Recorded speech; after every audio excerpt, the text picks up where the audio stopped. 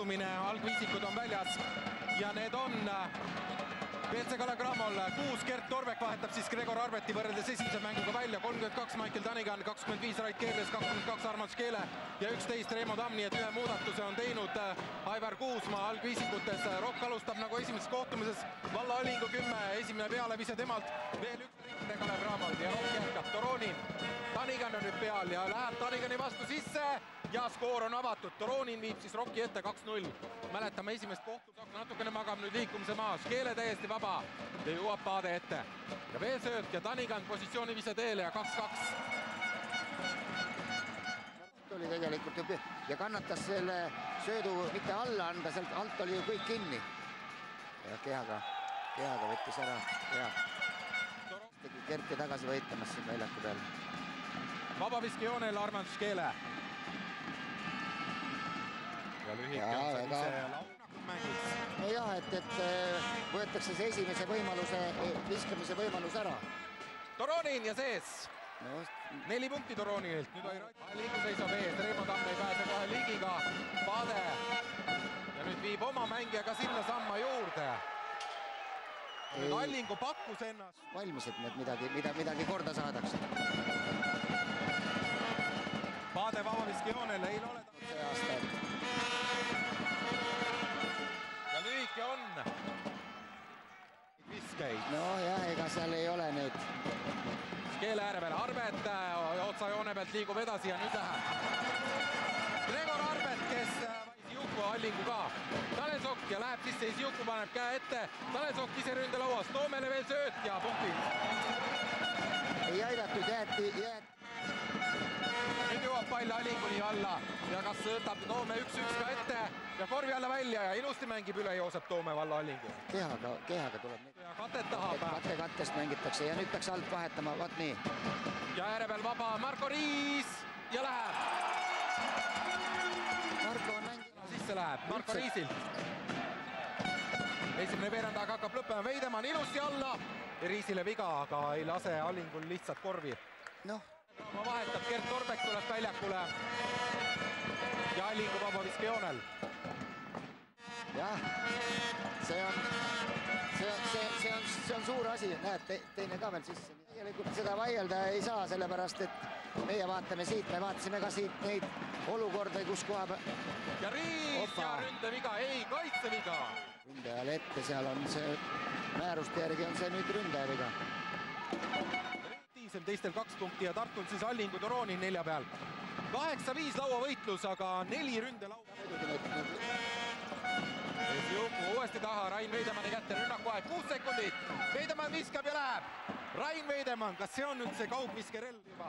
Taga Alling on taga kaare peal hoopis. Keerlese vastu Esiuku jäeti ja alla välja ja pealt ka veel. See oli nii palju, kui ma aru saan nende mängust, et teiselt poolt tullakse appi, aga ma arvan, et ja Riis!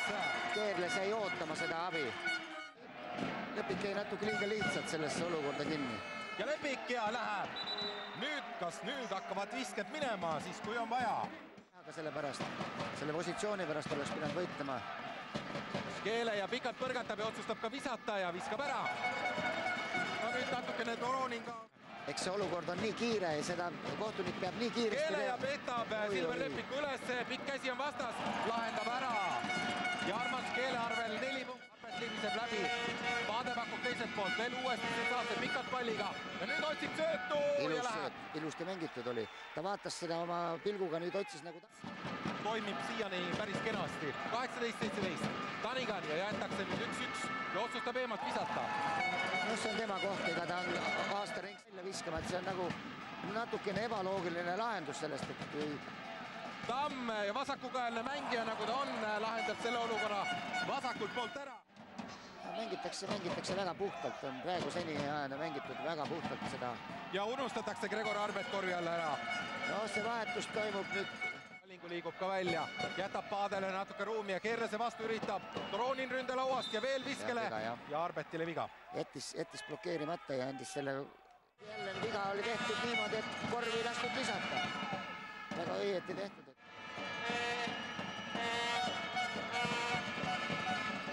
Ja 2-2 lõpuni. Skeele ei lase Veidemann ennast tasakaalust välja viia ja nüüd Skeele ikkagi välja, sööt Keerles ja läheb. Ja Rait Keerles nagu pette tegema ja nõrk äär peaks appi tulema, aga teoritiseerida on muidugi väga kerge. Oi, kui lihtsalt lasti läbi. Toome astus eest ära viskis. Ta ilusti tegi oma sellest, kõik ootasid seda tagasi pööret, et ta vasaku käe peale läheks, aga ta ei läinud. Oi, nüüd Timmu jäi nüüd kohe välja 2 sekundit rünnaku aega, Toronin jõuab viskele ja laud kelle kätte. Veidemann on kõige esimesena juures ja nüüd on Rokil selge ülekaal korvi all. Ilusti mängitud oli.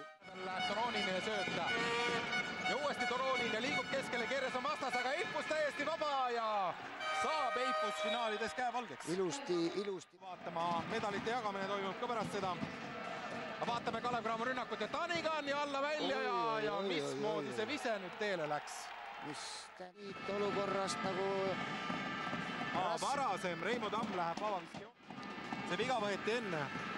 Ei, see oli tähendab laua pealt saadud, lauast kätte saadud.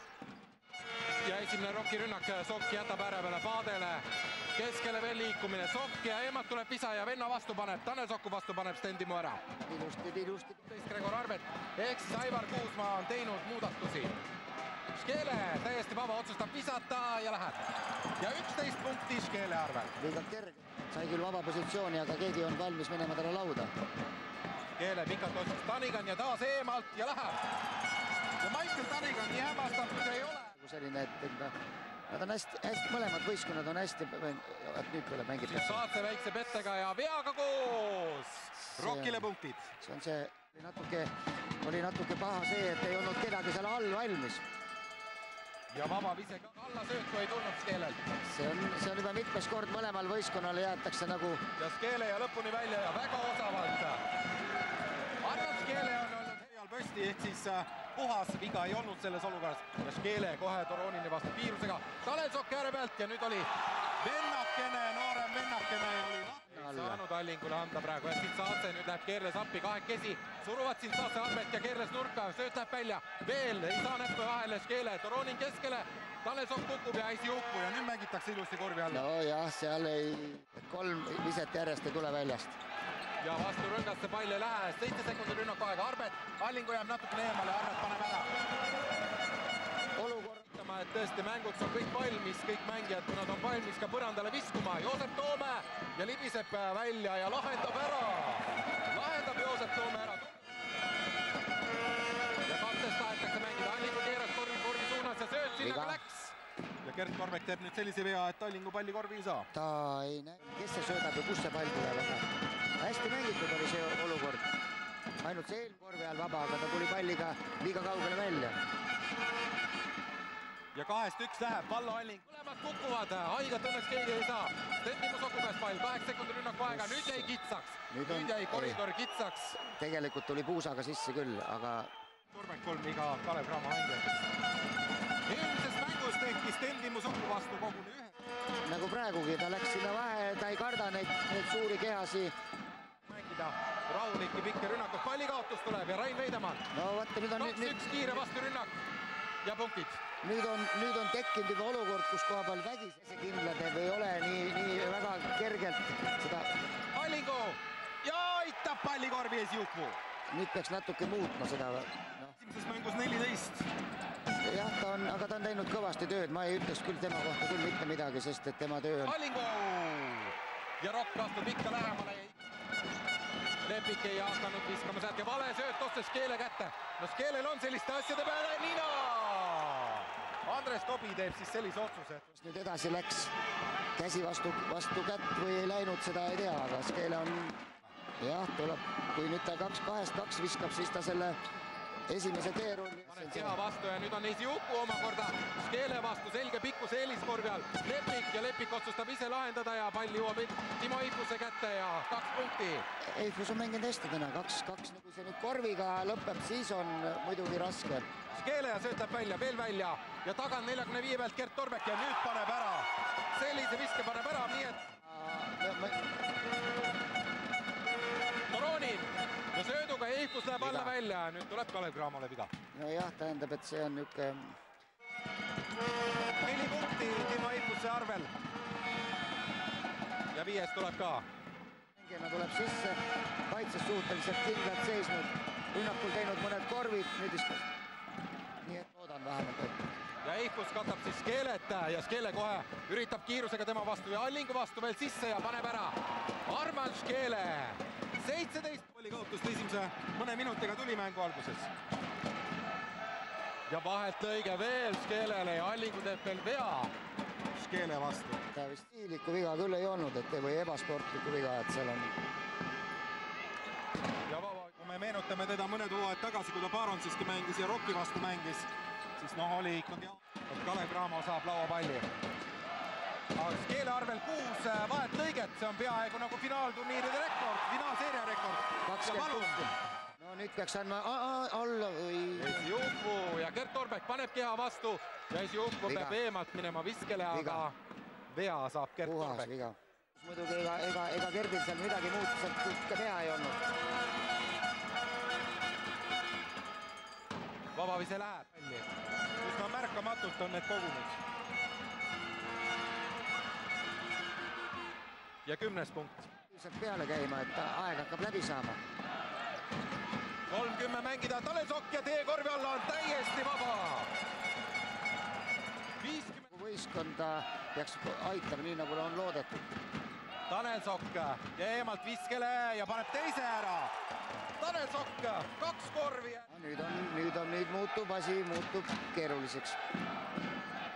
Oi, kui hea sööt. Korvi ei tule. Jah, seda teist on jäänud nüüd mängida.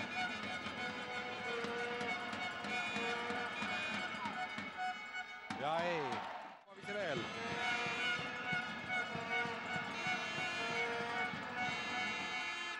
Ja ka see ei lähe. Ja kes saab lauapalli? Tanel Sokk saab lauapalli. Rünnaku aeg hakkab vaikselt Kalev Cramo läbi saama. Ja ei ole nüüd Tanel Sokku kuhugi minna ja ikkagi leitakse Gregor Arbet üles. Ja läheb! See on kõik. 30 sekundit tagasi asi oli juba tehtud, see viimane 3. maksis, see mäng oli tehtud. Skeele, 22 punkti.